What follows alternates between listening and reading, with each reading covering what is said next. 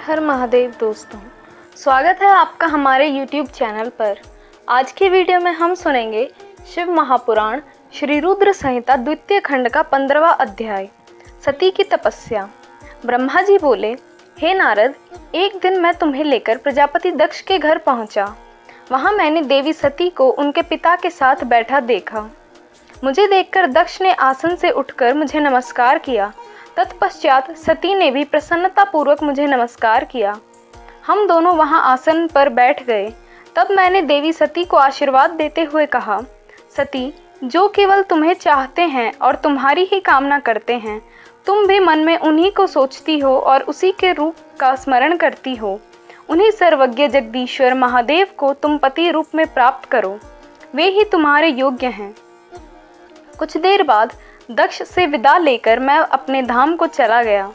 दक्ष को मेरी बातें सुनकर बड़ा संतोष हुआ एवं प्रसन्नता हुई। मेरे कथन से उनकी सारी चिंताएं दूर हो गई।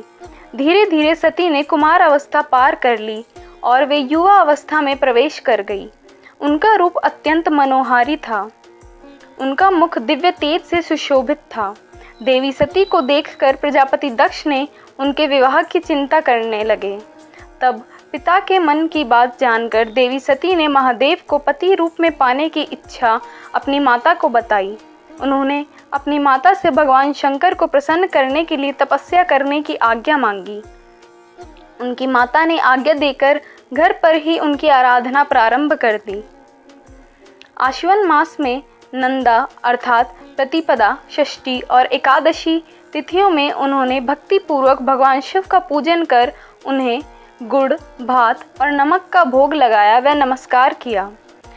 इसी प्रकार एक मास बीत गया। कार्तिक मास की चतुर्दशी को देवी सती ने मालूपुओं और खीर से भगवान शिव को भोग लगाया और उनका निरंतर चिंतन करती रही।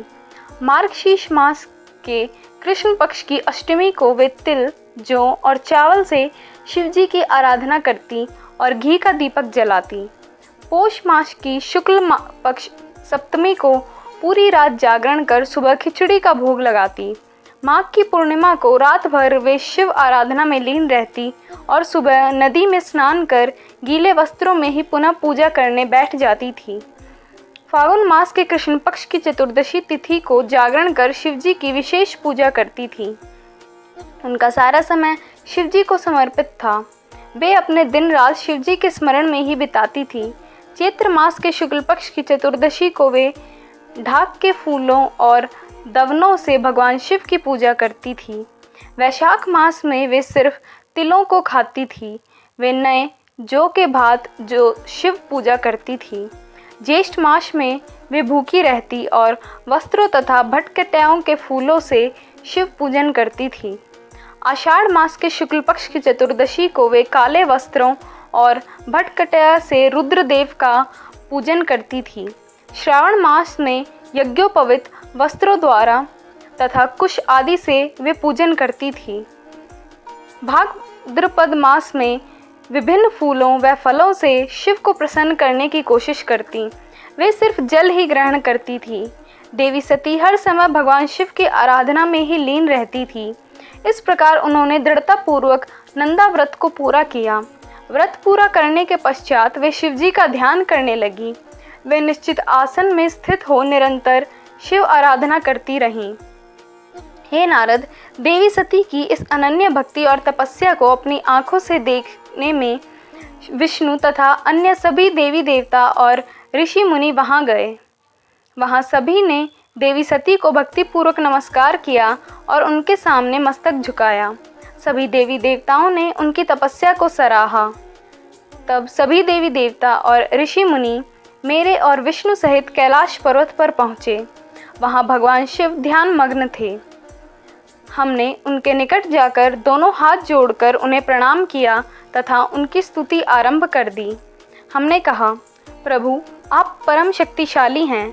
आप ही सत्व, रज और तप आदि शक्तियों के स्वामी हैं। वेदत्रय, लोकत्रय आपका स्वरूप है। आप अपनी शरण में आए भक्तों की सदैव रक्षा करते हैं। आप सदैव भक्तों का उद्धार करते हैं।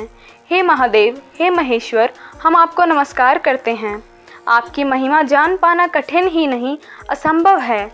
हम आपके सामने अपना मस्तक झुकाते हैं। ब्रह्मा जी बोले, नारद, इस प्रकार भगवान शिव शंकर की स्तुति करके सभी देवता मस्तक झुकाकर शिव जी के सामने चुपचाप खड़े हो गए। ओम नमः शिवाय।